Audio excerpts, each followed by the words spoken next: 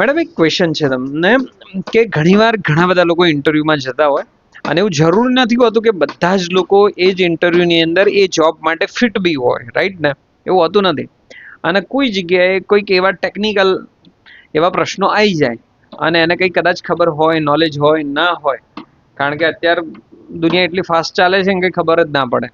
Okay, અને એવા કોઈ પ્રશ્નો ઇન્ટરવ્યુ લેવા વાળો પૂછી બી નાખે, તો આવા કેસમાં તમે શું કહેવા માંગો છો? સર જુઓ, પહેલી તો વાત કે જ્યારે બી કોઈ પણ જોબમાં જતા હોય ને ત્યારે એ જે લોકોએ વેકેન્સી બહાર પાડી હોય ને તેમાં technical skill job description GD આપેલું જ હોય છે. એકવાર ડિટેલમાં વાંચી લેવાનું, સમજીને પછી જવાનું હોય તો વધારે સારું રહેતું હોય છે.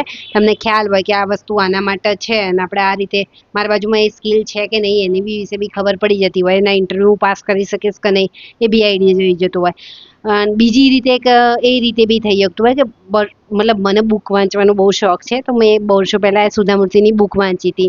તો આમાં એમનો એક એક્સપિરિયન્સ કીધો હતો કે જ્યારે એક વખત આઈટી કંપનીમાં ઇન્ટરવ્યૂ માટે બેઠા હતા ને ત્યાં એક સ્ટુડન્ટ આવ્યો હતો. એમનું તો આઈટી કંપનીનું ઇન્ટરવ્યૂ હતું, તો મોસ્ટલી તો આઈટીવાળા જ એમાં આવતા હોય, પણ એમ રિઝ્યુમે ચેક કરે છે ને આમે એક વ્યક્તિ બેઠું હોય છે, તો એનું સિવિલ એન્જિનિયરિંગ હતું.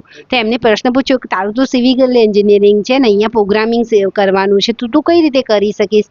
તો એ વખતે ભાઈએ સરસ મજાનો આન્સર આપ્યો હતો કે મેમ, મને ફાસ્ટ લર્નિંગ કરવું ગમે છે, હું ફાસ્ટલી શીખી શકું છું. તમે કોઈ પણ વસ્તુ મને એકવાર સમજાવશો ને તો હું શીખી જઈશ ને ફટાફટ કામ કરીને આપી દઈશ તમને.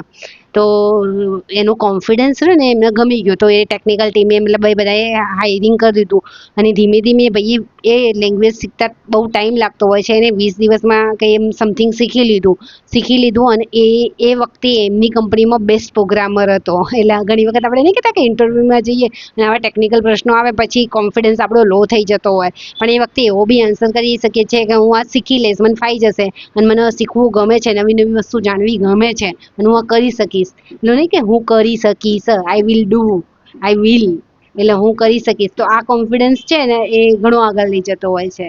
બરાબર. સરસ. પ્રશ્ન તો બહુ જોરદાર હતો મેડમ, પણ આન્સર તમે એટલો બહુ ખતરનાક આપ્યો છે ને કે જો કોઈને I can, I do, I will આવું બધું જો ખબર પડી જાય ને કે હું કરીશ જ, કારણ કે હું કરી શકીશ, આ વસ્તુ થઈ જાય ને માણસને, તો ડેફિનેટલી પોતાના લાઈફમાં ક્યાંક ને ક્યાંક ગ્રોથ કરી શકે છે. તો તમારા જીવનમાં પણ આવા કોઈ પ્રશ્નો આવે, પડકાર આવે, તો ડરવાની જરૂર નથી. ભગવાન આપણી સાથે જ હોય છે.